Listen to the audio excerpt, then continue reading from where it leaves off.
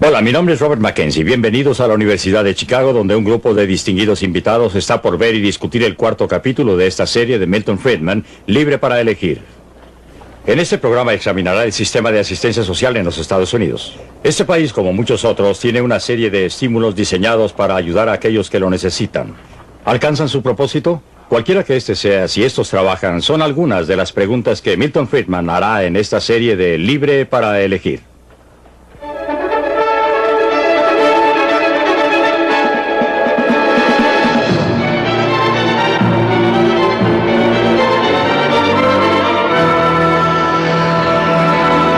Para elegir. Desde el punto de vista de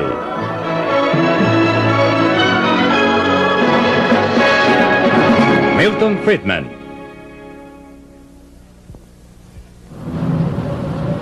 De la cuna a la tumba. Después de la Segunda Guerra Mundial, las autoridades de la ciudad de Nueva York decidieron hacerse cargo del control de las remuneraciones, supuestamente para ayudar a los ciudadanos más pobres.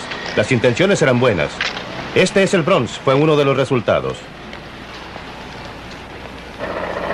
En los años 50, las mismas autoridades estaban grabando a sus ciudadanos, incluidos aquellos que viven en el Bronx y otras áreas desoladas al otro lado del East River, para subvencionar los programas habitacionales públicos, otra idea con buenas intenciones. Pero los pobres están pagando por ello. Casas con ayuda del gobierno para personas de recursos. Cuando el gobierno, a nivel metropolitano o federal, gastaba nuestro dinero para ayudarnos, pasaban cosas extrañas.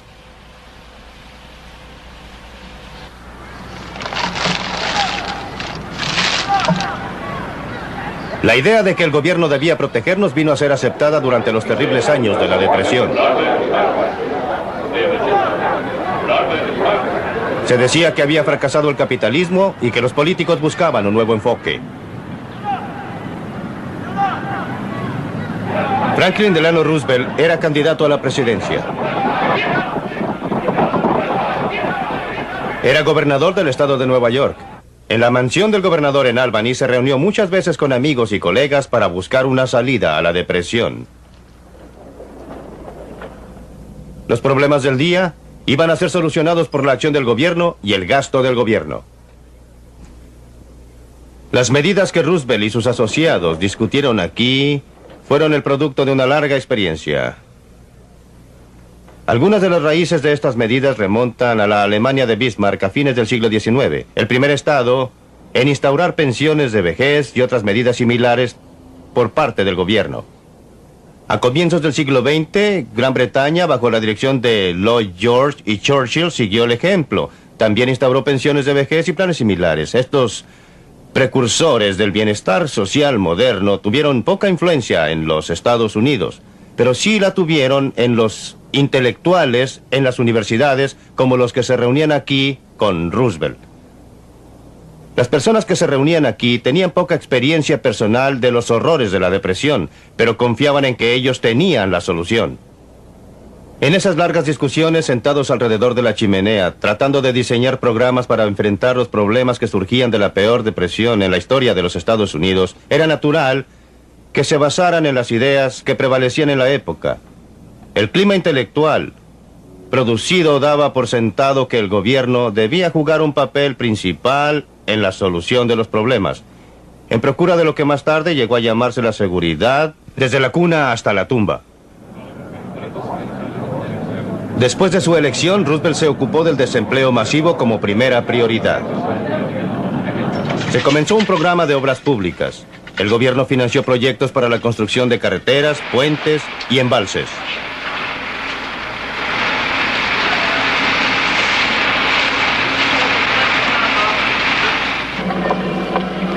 Se creó la Administración para la Recuperación Nacional con el objeto de revitalizar la industria.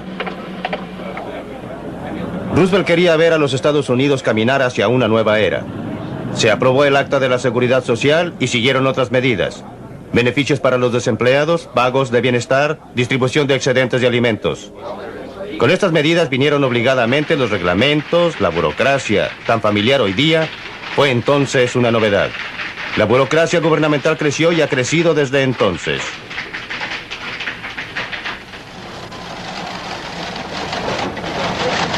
Esto es solo una pequeña parte del imperio del seguro social de hoy día.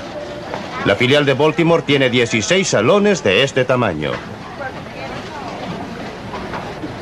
Todas estas personas distribuyen nuestro dinero con las mejores intenciones posibles. ¿Pero a qué costo? Durante los 50 años transcurridos, desde las reuniones de Albany, hemos introducido más y más control sobre nuestras vidas y nuestros ingresos. En el estado de Nueva York solamente estos edificios gubernamentales albergan a 11.000 burócratas que administran programas del gobierno que le cuestan a los contribuyentes neoyorquinos 22.000 millones de dólares. A nivel federal, el Departamento de Salud, Educación y Bienestar solamente tiene un presupuesto más grande que el de cualquier gobierno en el mundo, con la excepción de Rusia y de los Estados Unidos. Pero estas medidas gubernamentales a menudo no ayudan a la gente que debieran ayudar. Está bien. Halima, la hija de Richard Brown, necesita atención médica permanente. Tiene un defecto en la garganta y la tienen que conectar a una máquina respiratoria para que pueda sobrevivir en las noches. Es un tratamiento caro y se justificaría que la familia pidiera ayuda del Estado.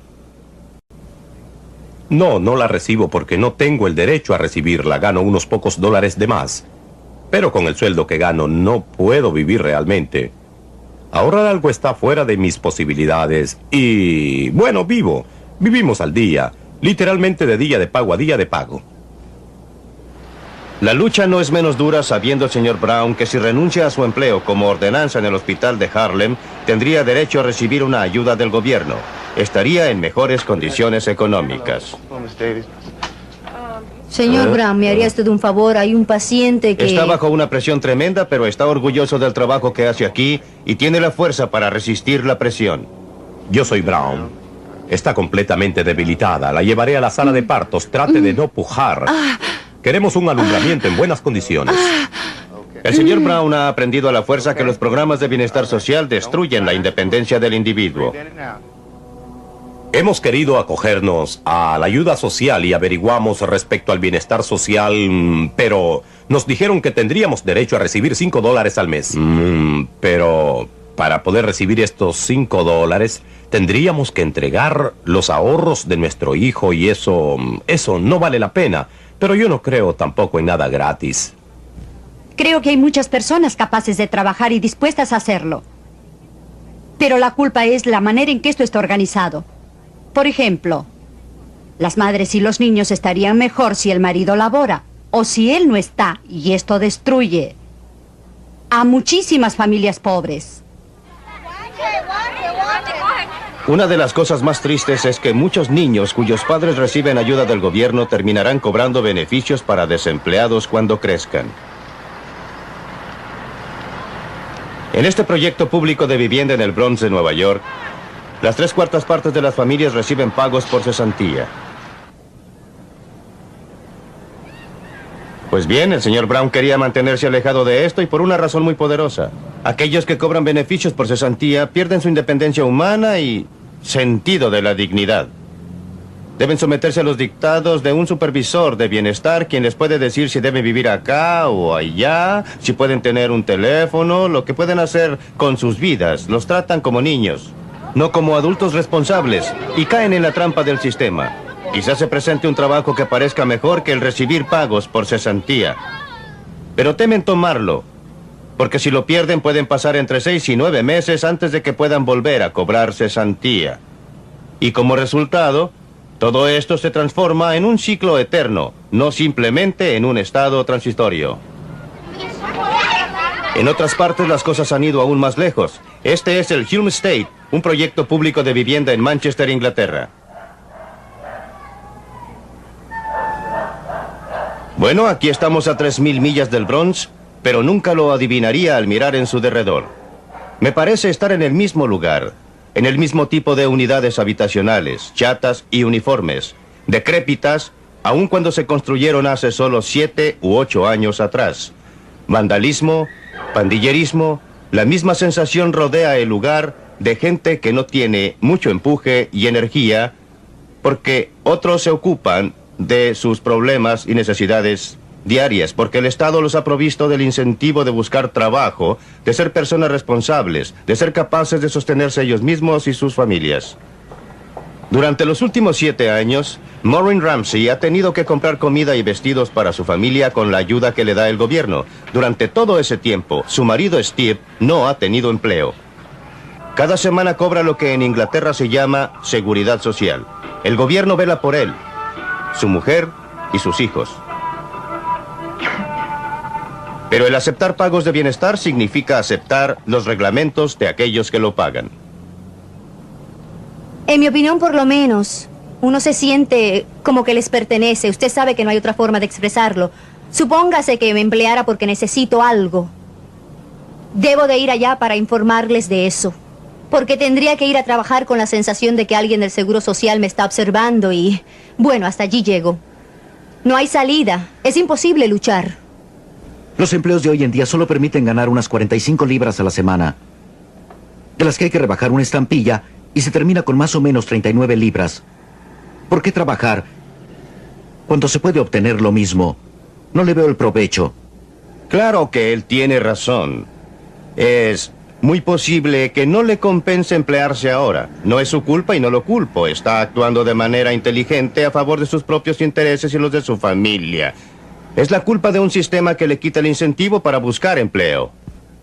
Pero supongamos que ustedes fueran crueles y le quitaran los beneficios del servicio de bienestar. ¿Qué pasaría?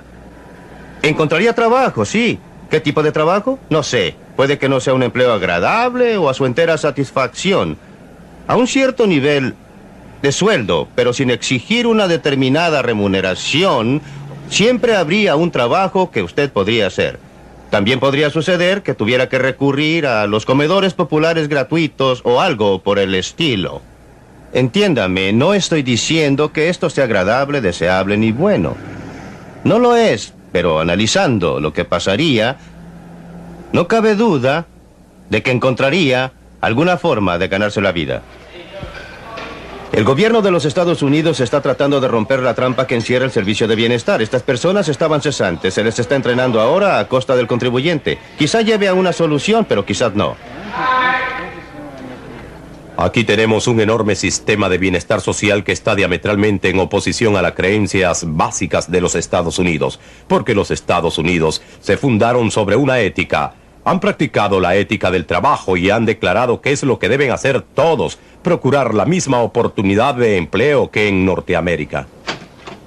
Aquí todos tienen que marcar tarjeta y cumplir una jornada completa de trabajo. La intención es dar la impresión de un verdadero trabajo.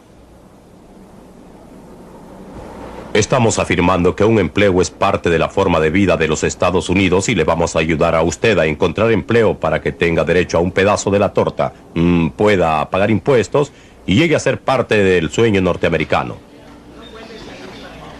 Pero el sueño no funciona.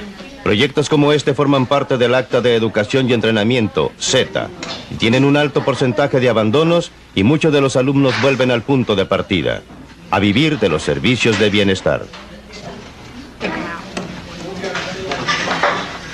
Los hombres y las mujeres que dirigen el Z y programas similares, los funcionarios del Departamento de Salud, Educación y Bienestar, son personas que trabajan con dedicación. Sus motivos son buenos, sus logros no lo son. Los resultados de estos programas son decepcionantes. ¿Por qué? Creo que la razón principal está en que es muy difícil. No se logran buenos resultados con malos medios.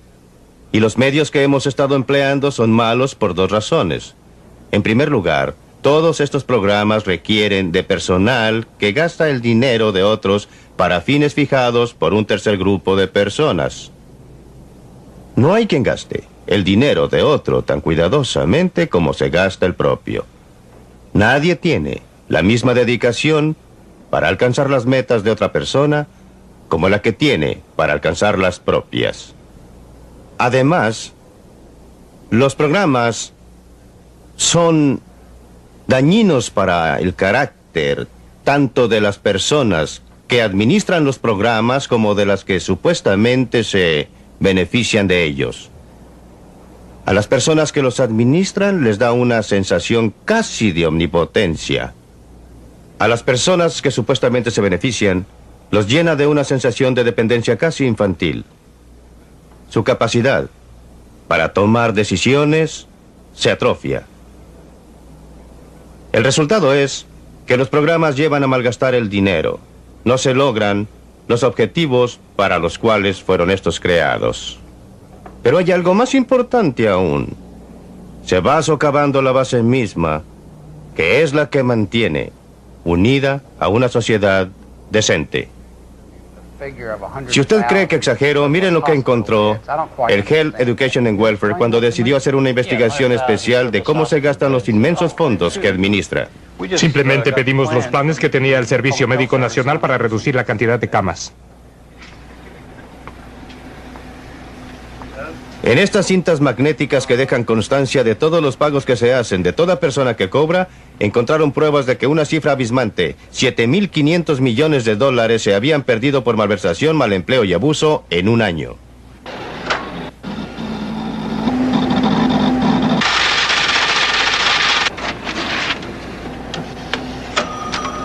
Doctores, contratistas, hospitales, escuelas, beneficiarios del sistema de bienestar, todos habían hecho mal uso en alguna u otra manera de los fondos y aún no termina la investigación. El resultado inevitable de tener un fondo enorme de dinero de los contribuyentes es que todos nos sentimos inclinados a echarle mano. Puede estar seguro de que siempre podremos encontrar muy buenas razones para justificar la necesidad de gastar el dinero de otros. A alguien se le ocurrió una muy buena idea para invertir el dinero del contribuyente, la de subsidiar arriendos de departamentos en la ciudad de Nueva York. Las personas que ocupan estos departamentos pagan algo así como $200 al mes menos del arriendo comercial, y ese subsidio es financiado con los impuestos que paga gente que en su mayoría son más pobres que las personas que viven aquí. No es inusual que ocurra algo así cuando el gobierno trata de hacer el bien con nuestro dinero.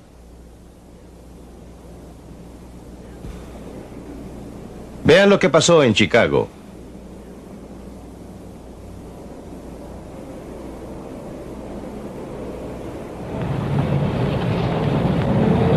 Para la mayoría de los visitantes, la impresión inmediata es de una ciudad rica, próspera y dinámica.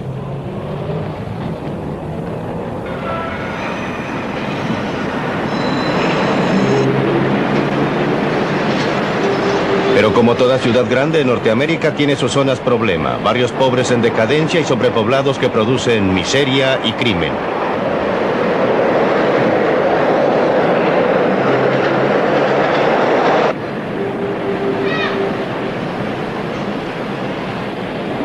Después de la Segunda Guerra Mundial, algo similar pasó con una zona cerca de Hyde Park. En los años 50 se idearon planes para demoler grandes edificaciones ruinosas y reconstruirlas con fondos del gobierno destinados a un programa de renovación urbana.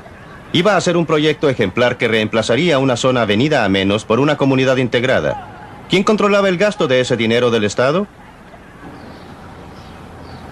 Fue precisamente mi propia Universidad de Chicago la que sintió que su existencia estaba amenazada por este cáncer urbano y por el crimen que trae consigo.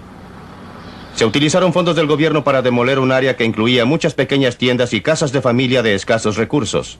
Una vez despojada la zona, la reconstruyeron con fondos privados dotándola de departamentos, casas residenciales y complejos comerciales. Se había eliminado un cáncer aquí, trasladándolo a otra parte. En muchos casos, cuando el gobierno administra grandes donaciones, muchos de los fondos no llegan a las personas o no sirven a los fines a que estaban destinados y tienen que alimentar una gran burocracia gubernamental. Joe Garner formó una organización local de gente de color para proteger sus intereses. Anteriormente los negros habían hecho manifestaciones en las calles para alcanzar sus objetivos. Se iban a lograr ahora en forma pacífica usando dinero del gobierno. Cuando obtuvieron fondos del gobierno, la organización Woodlaw los tomó a su cargo. Los utilizó para construir el tipo de casas que querían. Departamentos de pocos pisos como estos. Los burócratas, planificadores y arquitectos les dijeron que eran antieconómicos, que solamente valdría la pena construir edificios altos. Estaban equivocados. Muchos piensan que los desvalidos, si los queremos llamar así, no tienen idea de sus problemas ni de cómo solucionarlos, y que necesitan la ayuda de profesionales de fuera para lograrlo, y nosotros les decimos las pinzas, porque Un profesional de fuera no siente en sus entrañas lo que siente una mujer con 6 niños acogida a los servicios de bienestar que tiene que vivir con $100 al mes en un departamento deteriorado. Ella puede proponer soluciones mucho más acertadas. Las intenciones de este grupo comunitario local son buenas. Quieren reconstruir la comunidad según los deseos de la comunidad. ¿Están conformes con el trabajo que estamos haciendo? Sí, bastante. Pero el dinero del gobierno siempre corrompe. Que sea del mismo color de la casa. Miren la cantidad de personas que están reconstruyendo este garage. No tiene sentido, salvo el hecho de que son trabajadores Z pagados con dinero del contribuyente. Los fondos gubernamentales han permitido a la organización abarcar toda un área de Chicago. Ahora tienen hasta su propio supermercado.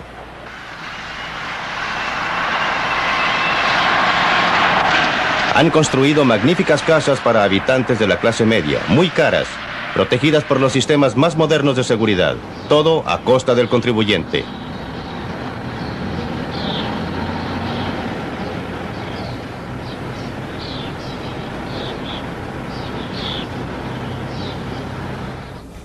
En realidad nos estamos transformando en un mini-estado. En este preciso momento tenemos alrededor de 400 empleados. Tenemos un presupuesto operacional sobre los $5 millones al año. Somos grandes. Grandes y creciendo. El próximo proyecto es un nuevo desarrollo de este sitio. Y ese no es sino un paso en un programa de 20 años que costará $220 millones, la mayor parte proveniente del contribuyente.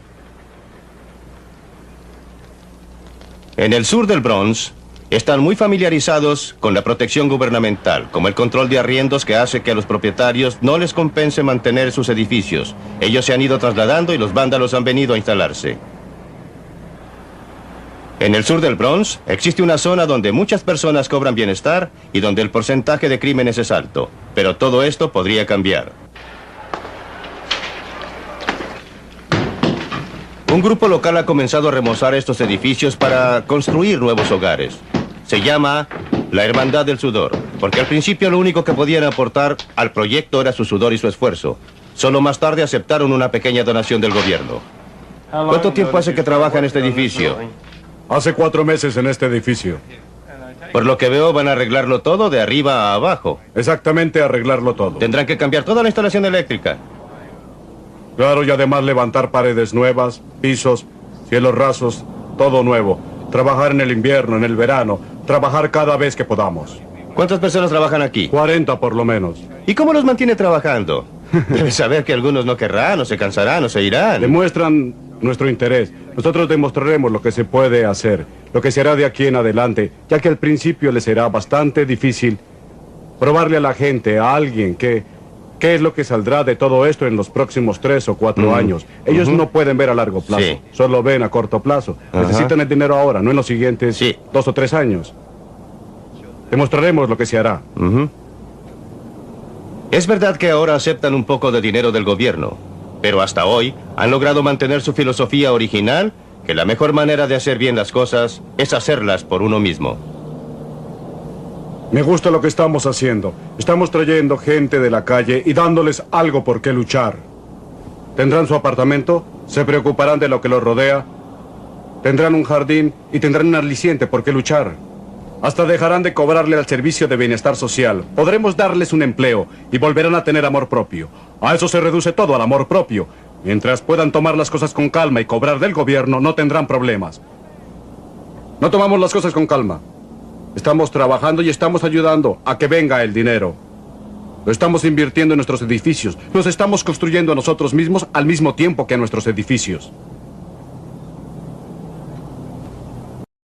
Algunas de estas personas son trabajadores de la Z pagados por los contribuyentes, pero no son tan útiles como parece. Pregúntele a esta gente qué preferiría, a los trabajadores de la Z o el dinero que se les paga. ¿Qué preferirían tener?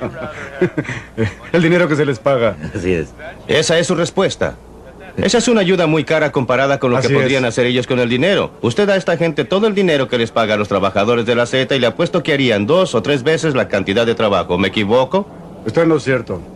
Muy en lo cierto. Así es que esta es una manera muy ineficaz de utilizar su dinero. El problema es que tenemos una gran burocracia y ella quiere tomar las decisiones, no quiere que usted decida. Pregúntese a sí mismo cómo se empezó a edificar esta zona. A fin de cuentas era una región bastante respetable, sólida y de calidad cuando se desarrolló. No se hizo a través de un proyecto del gobierno. La construyeron personas, individuos, con el incentivo para levantar esos edificios y ocuparlos.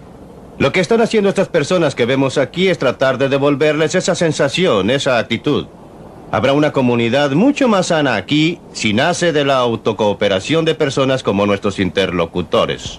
No se espera el impulso de una empresa paternalista puesta en marcha por funcionarios del gobierno y burócratas que deberán planificar en gran escala para otros. Debemos hallar la forma de darle a todos los que han caído en la trampa de los beneficios del servicio de bienestar el tipo de iniciativa que tienen estas personas. La mejor, o debería decir la menos mala de las soluciones que he podido encontrar, es algo que se llama impuesto negativo a la renta. La idea es eliminar una gran parte de la burocracia del servicio de bienestar, de los reglamentos denigrantes, ayudar a los pobres, principalmente dándoles dinero. Con el impuesto positivo a la renta, se tiene el derecho a una cierta cantidad de exenciones personales y descuentos, y sobre lo restante usted paga su impuesto. Pero supongamos que no tenga usted entradas. Con el régimen de impuesto negativo a la renta, el gobierno le pagaría una fracción de sus exenciones no utilizadas, garantizándole así una renta mínima. Si usted gana algo, también tendrá derecho a una fracción de sus exenciones no utilizadas y, por lo tanto, un mayor ingreso. A medida que suban sus ganancias, el suplemento a su entrada se reducirá más y más hasta que sus ganancias igualen a las exenciones. En ese momento no estará ni pagando impuestos ni recibiendo ayuda. No es un sistema ideal, no es el sistema al que habríamos aspirado, pero es un sistema que tendría como consecuencia eliminar la división de la sociedad entre los que reciben y los que pagan. Una separación que tiende a destruir toda la estructura de la sociedad. Significaría que cada uno podría aprovechar las oportunidades que se le presentan sin peligro de que si por algún motivo perdemos el empleo, pase mucho antes de que funcione nuevamente el sistema.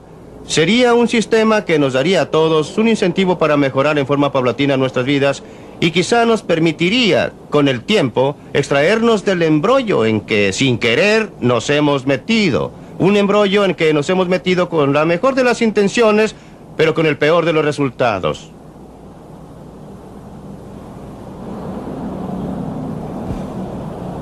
Dependemos cada vez más del gobierno. Le hemos transferido el poder al gobierno. Nadie nos obligó. Lo hicimos nosotros. Los resultados, gasto monumental del gobierno. Gran parte malgastado. Poco de ello irá a las personas que nosotros quisiéramos ayudar. Impuestos pesados, inflación alta y un sistema de bienestar del que no están satisfechos ni los que reciben ayuda, ni los que tienen en sus manos el financiamiento. Tratar de hacer el bien con el dinero de los demás simplemente no ha resultado.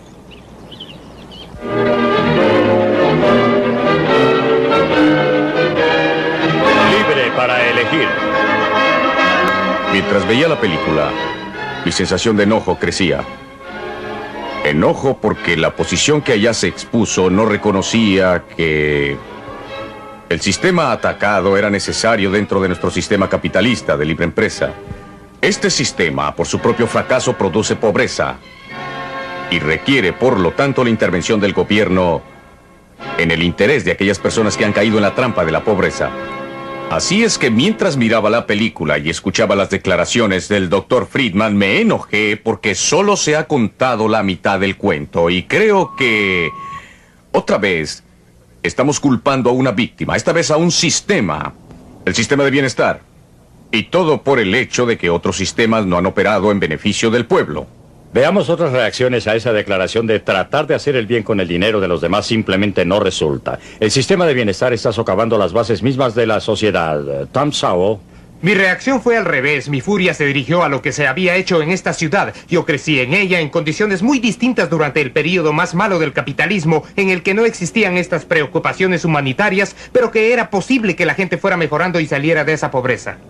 Hoy día alguien que viviera exactamente en el mismo lugar en que viví yo encontraría mucho más difícil escapar de la pobreza debido a todas estas cosas. Tampoco se abandonaban los edificios como lo vemos en la película cuando yo vivía en Harlem.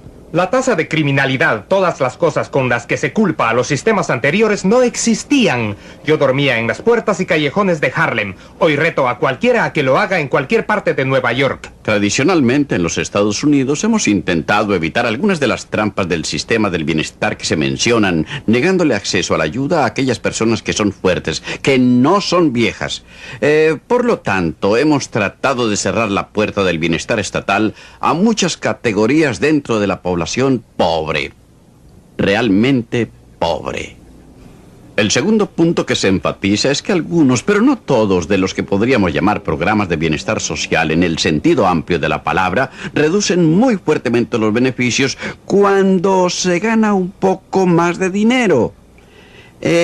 Y creo que es precisamente ese hecho que quiero señalar, el problema principal que resalta en la película, pero que no es común a todos los programas de bienestar que se me vienen a la mente. Cuando fracasa la familia, cuando el sector privado fracasa en su intento de crear empleo, se encuentra uno con que la gente está cesante y lentamente cae en la necesidad de pedir ayuda para poder subsistir. El sistema de bienestar social fue creado en los años 30 para hacer precisamente eso, cuando el sector privado esencialmente fracasó. Vemos el desarrollo del sistema de bienestar. Él no va contra la sociedad. Está tomando lo que la sociedad y las instituciones olvidaron a su paso. El quebrantamiento de la familia, la economía que no se expande lo suficiente, el fracaso del sistema de salud y un sistema educacional que no cumple. Tenemos a personas sin entrenamiento, sin conocimientos buscando empleos en una sociedad altamente técnica o empleos que pagan tan poco para que la gente pueda vivir de manera decente. Yo veo un sistema de bienestar que no es tan malo, sino que de hecho toma las obras y trata de ayudar a la gente a vivir con dignidad. Así que la teoría de que corrompe las bases de la sociedad no encuentra apoyo, salvo quizás por usted. ¿Concuerda usted con eso? Absolutamente. Usted está hablando de los fracasos de otras partes de la sociedad. Lo que el sistema de bienestar y otros tipos de programas gubernamentales tratan de hacer es pagarle a la gente para que fracase. Ya que mientras fracasan, reciben dinero y mientras tengan éxito, por muy moderado que sea, se les quita el dinero. Esto es extensivo al sistema escolar, donde se les da dinero a los colegios con bajos rendimientos. En la medida en que el colegio mejore la educación, se le quitará el dinero. Así se le está ayudando a la gente para que fracase en su propia vida y que dependa de la limosna. Tenemos cifradas esperanzas hoy en día acerca de la calidad de la vida, la alta calidad del trabajo, el nivel de ingresos que se espera. ¿Por qué? Porque vemos lo que está con nosotros y lo que debemos tener para obtenerlo. No, esa no es la razón. No es la razón. Yo podré tener cualquier cantidad de expectativas. La pregunta es, ¿qué puedo hacer? Si hay otros que subsidian mis expectativas, estas serán mayores. Mientras el Centro para Estudios Avanzados me subvencionó hace algunos años, rehusé trabajar en la Universidad de California por un sueldo como profesor de tiempo completo. ¿Por qué habría de hacerlo cuando tenía el mismo ingreso en el centro sin horarios, ni deberes, ni clases? Examinemos otra proposición que hace Milton, el efecto dañino sobre aquellos que reciben ayuda social del Estado. Pierden su independencia como seres humanos y su dignidad. Se les trata como a niños. Bien. Dr. Thompson, como antiguo administrador de uno de los principales programas, ¿cree que es un gran riesgo? No es un gran riesgo. A decir verdad, eso presupone que la gente que esté recibiendo pagos por el sistema de bienestar se quede en el sistema y obtenga el resultado descrito por el Dr. Friedman. La verdad es que en nuestro programa AFDC a través del país y principalmente en la ciudad de Nueva York, cada año están abandonando alrededor de 1/3 de los inscritos en el bienestar social. Ahora bien, si estas personas estuvieran tan destruidas por el sistema, cuando se retiran no se emplearían o no podrían seguir en sus trabajos. Tampoco podrían zafarse del sistema estatal de bienestar por 6 meses, 18 meses o 24 meses. Por lo visto, entonces hay un error cuando se mira a la gente y lo que hace. Los pobres, como usted sabe, no son distintos a nosotros que no somos pobres. Y sus motivos para ser autosuficientes y ocupar un lugar y ascender en la escala económica no son diferentes de los que tenemos nosotros. Y no dejarán que el sistema... Usted recuerda, Dr. Friedman, los organismos de protección a los derechos al bienestar que se negaron a dejarse aplastar por el sistema. Nosotros dimos vuelta a las políticas, ¿no es verdad, doctor? Usted lo sabe. Usted y yo concordamos completamente. Las personas que son pobres y cobran bienestar no son diferentes de los demás que no cobran. ¡Claro que no! Son seres humanos y merecen todo el apoyo y toda la posibilidad de lograr sus propias metas. Pero el sistema de bienestar los hace cambiar su modo de ser, les hace cambiar en su interés. ¿Por qué muchos renuncian a los beneficios, Milton? Oh, las cifras son cifras y debe tenerse cuidado con ellas. El hecho de que un tercio se renueva, un tercio no significa que la mitad no esté en ellas permanentemente. La gente se acoge, se retira, se acoge y se retira. Es necesario tener las cifras. Las últimas estadísticas, es Dr. fácil. Friedman, muestran que el 34% de las personas acogidas al FDC lo están durante 5 años o más. Y cuando uno piensa en el propósito del programa AFDC, que fue la educación y la manutención de los niños indigentes, niños menores, yo le diría a usted que 5 años no es un tiempo demasiado largo para que una madre y sus hijos tengan que depender del sistema de bienestar. Pensemos en otro. Nosotros tenemos un programa en Pensilvania para la mayoría de aquellos que no obtienen ayuda del programa AFDC, Programa de Asistencia General, donde menos del 15% permanece más de 18 meses.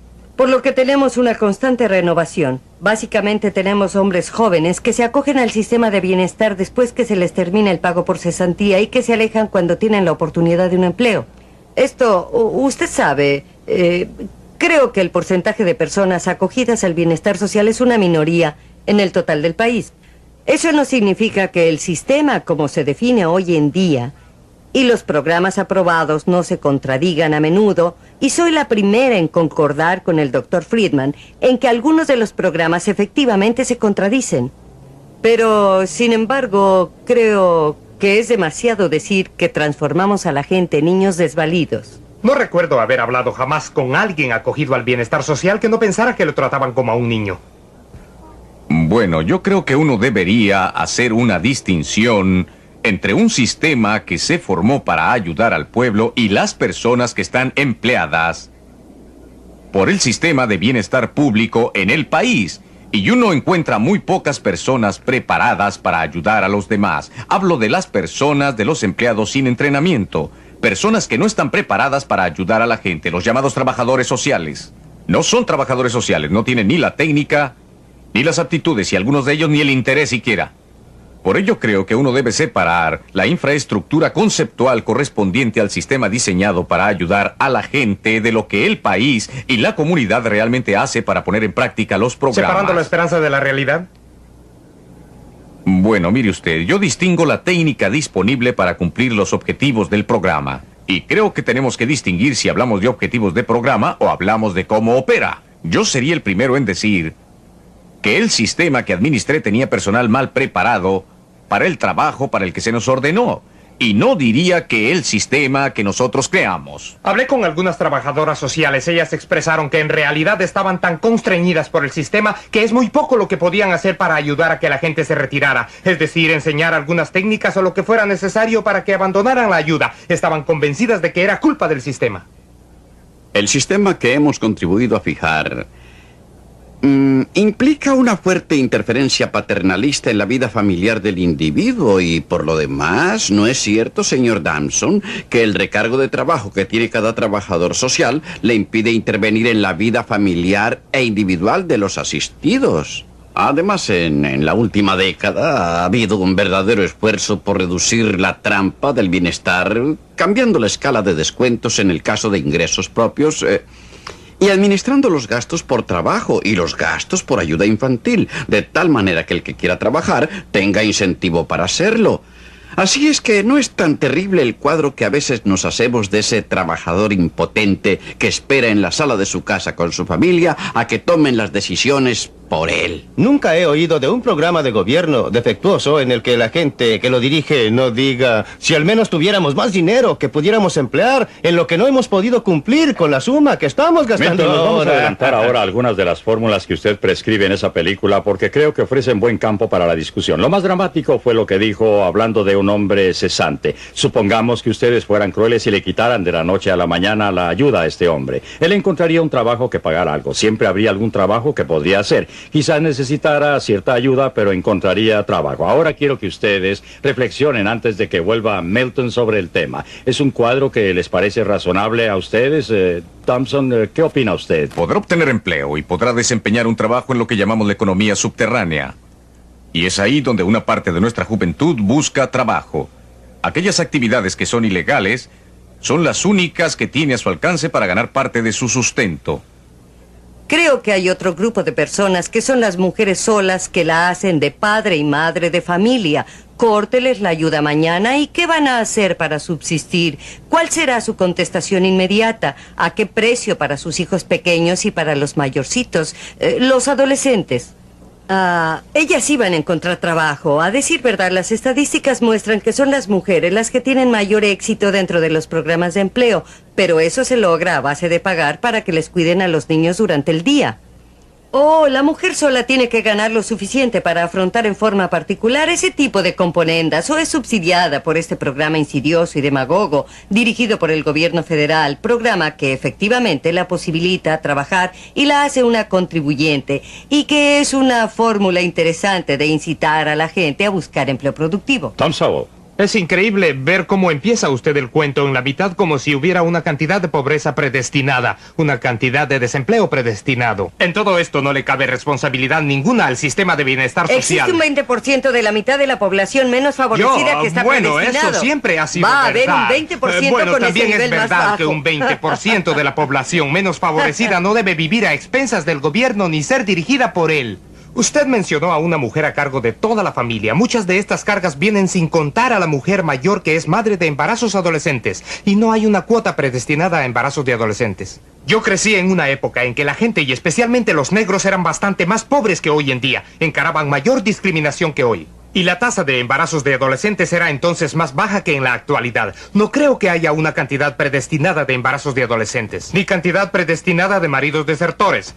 Goodman ha hecho estudios de una familia de negros en que demuestra que la idea que la familia negra siempre ha venido desintegrándose es una mentira. Sus estudios cubren hasta 1925. El gran porcentaje de familias negras estaban intactas con padre y madre, y no solo en este año, sino hacia atrás hasta la era de la esclavitud. Ahora es que encontramos de repente esta tragedia inevitable que el sistema de bienestar dice que va a solucionar. Estamos hablando con Tom sobre... Estamos hablando de un grupo muy pequeño. Estamos hablando de un 12% de las familias que no están intactas. Las que no son familias con padre y madre y en todo momento. ¿Entre los que cobran ayuda? No. ¿Entre el público en general? Entre el público en general. Estamos hablando del 12% de las familias. Correcto. Es una cifra pequeña, pero... La debemos al sistema del bienestar social. No obstante, estamos hablando de una parte significativa del 20% de los niveles bajos. ¿Y qué es el 20% de abajo? Que estén encima o debajo del límite de pobreza siguen siendo el 20% de abajo. Y el punto es, ¿cuál es la responsabilidad del 80% restante? ¿La hay hacia aquellos otros? ¿No hay algún programa para evitar que haya un 20% más bajo?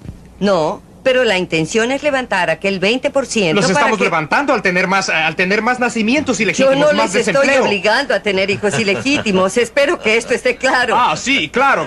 Usted no tiene que obligarlos, simplemente tiene que subsidiarlos. Nosotros como seres humanos no tenemos una responsabilidad, pero espero que tengamos compasión y un interés en ese 20% de más abajo. Y solo quiero decirles que el sistema capitalista, el sistema de la empresa privada del siglo XIX logró expresar mejor ese sentimiento de compasión y hacerlos mejor que los programas gubernamentales de bienestar de hoy día. El siglo XIX, el periodo que la gente denigra como la marea alta del capitalismo, fue el periodo donde más se volcó una Ella Mosner en actividades caritativas que el mundo jamás ha conocido. Y una de las cosas por las que culpa el sistema de bienestar social muy seriamente es por haber destruido las agrupaciones caritativas privadas que son mucho más eficaces, mucho más compasivas, mucho más personales en la ayuda de aquellas personas que por circunstancias ajenas a su voluntad están en posición desventajosa. Debo discrepar con usted porque creo que en general se excluía la nación de propiedad privada. Quiero decir que segmentos de la sociedad estaban excluidos de ella en el siglo XIX, principalmente las mujeres, los dementes y los idiotas, y así no voy a volver a ese siglo para mostrarlo como modelo.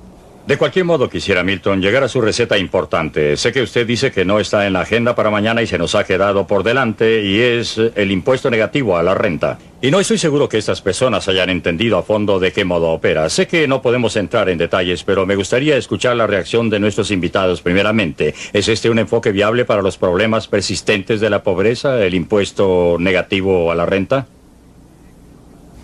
Creo que es útil para algunos de los problemas de la pobreza.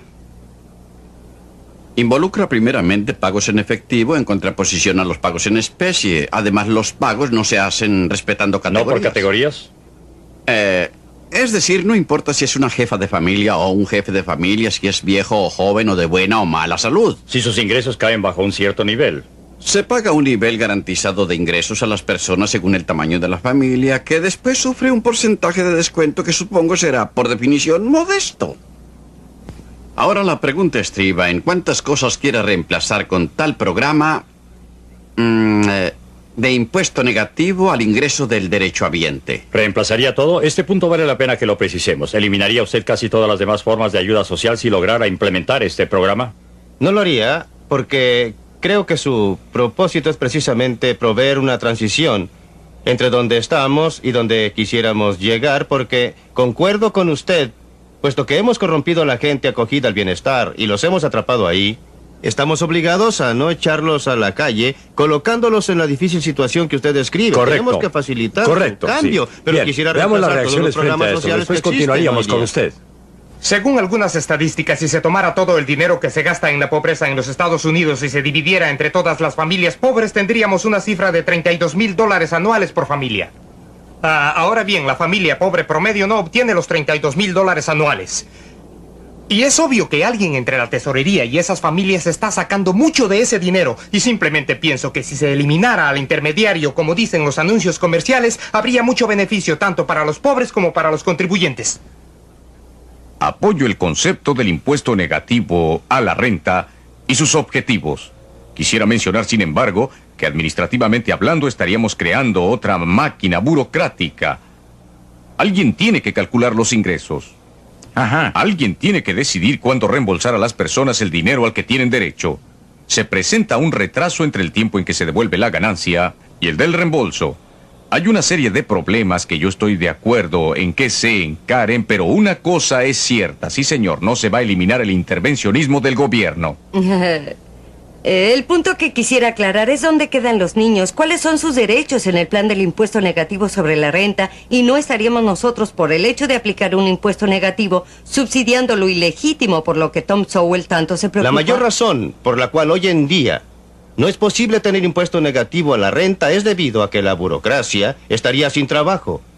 Y estos son los principales objetivos. Así fue expuesto por el que ahora es senador Paul en su libro titulado El programa Richard Nixon. El mayor obstáculo que tuvieron para ponerlos en práctica fue la burocracia del Seguro Social. Así que no creo que si pudiéramos poner estos programas en práctica, los problemas serían serios. Creo que otra presunción acerca del impuesto negativo, y en la que no estoy completamente de acuerdo, es acerca de ese mínimo entendimiento que tiene la gente de cómo gastar el dinero. Ellos buscan en el mercado un medio de satisfacer sus deseos, y yo personalmente como economista podría decir que toda persona desde los 4 a los 100 años sabe cómo gastar el dinero para satisfacer todos sus deseos. Y No, es por eso que me esa opongo es la a que clase la de gente que no va a estar en condiciones. Pero eso es un problema menor, es un problema de actividad privada y caridad privada. Pero una cosa es segura: ellos están gastando su propio dinero, y cualquiera que sean sus conocimientos Ellos sobre están cómo gastando mi ahorrarla, dinero, y quiero hacer valer mis créditos. pero quedaría una etapa menos. En este momento, el trabajador social está gastando el dinero del señor A para ayudar al señor C. Y hay un tremendo escape, como lo dice Tom Sowell. La discusión no es si las personas acogidas al bienestar social o de bajos ingresos saben cómo gastar efectivamente su dinero. Hay que dilucidar cuánto es lo que ellos obtienen en comparación con el gasto que hacen los burócratas. Comparar algo con la perfección o con un estándar arbitrario no soluciona nada. Lo mismo vale en el sector educativo. Lo que se oye es, ¿podrían las familias seleccionar los colegios de sus hijos con un sistema de bonos, por ejemplo? La pregunta es, ¿llegarían de alguna manera a hacerlo peor de lo que los burócratas lo están haciendo en el sistema de educación pública? Abordamos el tema de educación en otro programa. Bob Landman. Quiero molestarlo con algo que dijo usted sobre que la mitad del dinero no llega a los pobres o algo por el estilo. Eso no deja que el público piense que todo ese dinero va a parar al bolsillo de los administradores. Mucho de esto va a parar a los bolsillos de los que no son pobres. La Seguridad Social paga la mitad de sus beneficios a personas que sin él no estarían en la pobreza.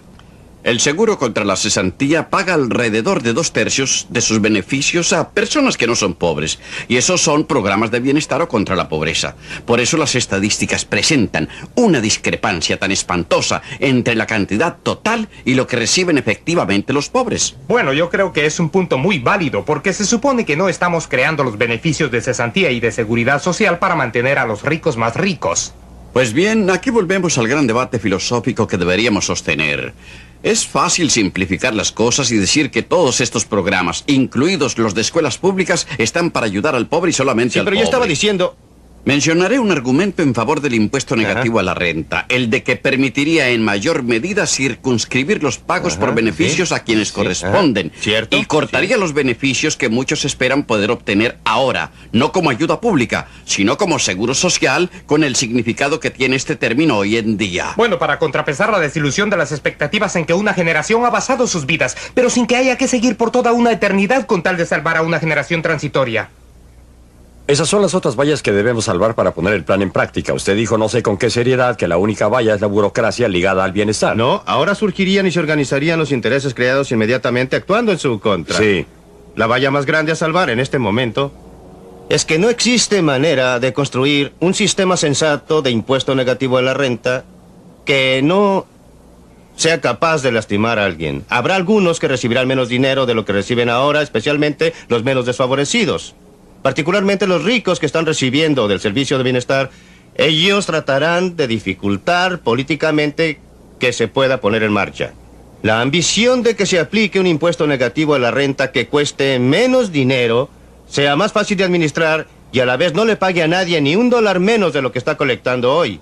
Es algo que no hay manera de que se pueda construir ni programar, pero aunque no sea políticamente posible, la fuerza de la historia está de nuestro lado y va a llegar a ser posible, se lo aseguro. Dr. James Thompson. No demos la impresión de que los administradores del bienestar social están en contra del impuesto negativo a la renta. Este es el programa gordo, como lo llama Moynihan, por el hecho de que se quedarían muchísimos sin empleo y por eso muchísimos nos opusimos a su implementación, dado ciertos aspectos del programa. Un promedio de $2,400 mensuales para una familia de 4.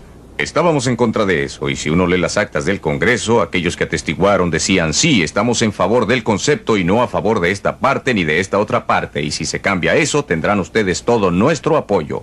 Yo estaba en la misma posición. Propuse el impuesto negativo a la renta por primera vez hace 25 años, pero declaré en contra de la versión final del plan Nixon. ¿Por qué? Porque los burócratas del sistema habían conseguido introducir modificaciones que hacían de un impuesto negativo a la renta decente algo tan malo como lo que tenemos hoy y habría sido agregado encima de todo lo demás. La triste realidad. Sí, es una realidad política, pero ¿cierto? la realidad política cambia. Eso es lo importante. Quisiera decir una cosa más sobre esto, sobre este problema del que estamos hablando. Y es que volvimos al comentario de Bob Lapman. Hay una cosa que se puede decir en favor del programa de bienestar.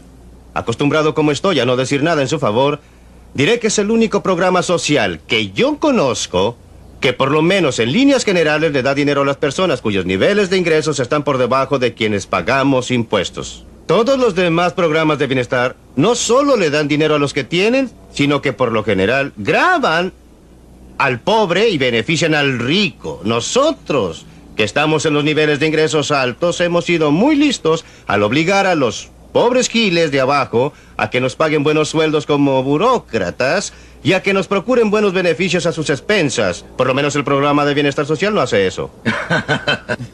Usted afirmó con gran confianza que se impondrá el impuesto negativo a la renta, aun cuando reconoció los obstáculos. ¿Por qué está tan seguro de que vendrá? Porque el sistema actual encierra las semillas de su propia destrucción. No hay manera, a mi juicio, que un sistema construido como el actual pueda evitar el crear más y más problemas sociales y será necesario hacer algo. Nadie ha propuesto una alternativa.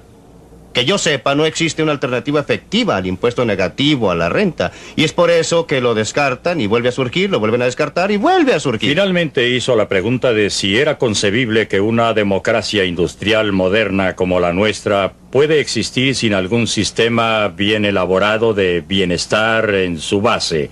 ¿Qué piensa usted, señora O'Bannon? Pienso que sería imposible, principalmente porque yo creo que los programas de bienestar muestran los valores de esta sociedad. Y si no fuese así, habría habido una asonada hace ya tiempo. Sí, hay protestas por su costo y creo que eso se debe principalmente a que las tasas de inflación socavan el verdadero poder comprador del ingreso del contribuyente de clase media. Pero creo que en ningún nivel podríamos desligarnos de la necesidad de preocuparnos. La necesidad de tener que preocuparnos día a día, y en una sociedad técnica, industrial moderna como la que tenemos, el sistema de impuestos y de gobierno es posiblemente la única alternativa variable. No creo que podamos zafarnos de él, no creo que veamos nuevamente esas instituciones caritativas privadas que toman el dinero que doy o no doy libremente y que hacen algo efectivo o no en las vidas de las personas a cualquier nivel. No creo que tenga nada que ver con que la sociedad sea moderna, tecnológica o industrial. Tiene que ver con una ideología, y en particular con una ideología que es muy fuerte entre intelectuales académicos o en los medios de difusión. Y creo que a medida que pasa el tiempo y hayan más y más ideas inteligentes que reemplacen el tipo de visión que existe hoy, cambiará el clima político que se interpone ahora en el camino a la reforma. Jim Thompson. No creo que pueda eliminar el sistema, pero me interesa el sistema de bienestar y me interesa la última declaración de Tom sobre académicos y teorías, etc. Olvidamos que estamos hablando de personas y no podemos encerrarnos en nuestra torre de marfil y hablar de si este sistema funcionará y con lógica o sin ella, ¿por qué no funcionará? A la vez que hay masas fuera del sistema del que usted y yo formamos parte. Y de alguna manera tenemos que asegurarnos de que podremos cuidar de esa gente y que el no lograrlo, claro está, significará que su seguridad y mi seguridad y la vitalidad de este gobierno y de nuestro país estarán en juego. El alcalde de Nueva York me preguntó cuando tuvimos una huelga lo que haría si no fuera posible entregar los cheques a la gente cuando nuestros trabajadores fueran a la huelga, y le dije que después del primer mes el caos, y él me respondió, ¿qué quiere decir con eso? Y yo le contesté, ningún hombre o mujer en esta ciudad de Nueva York, y eso lo incluye a usted, señor alcalde, estará seguro si no podemos cuidar de ellos. Dejaremos esta discusión con la esperanza de que puedan estar con nosotros para el próximo programa Libre para Elegir.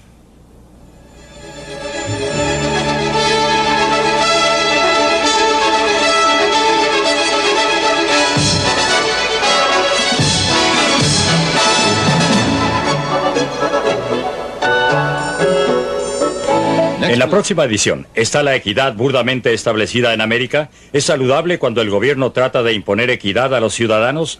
¿Cómo está a la fecha la libertad de los individuos? No se pierda Libre para Elegir de Milton Friedman.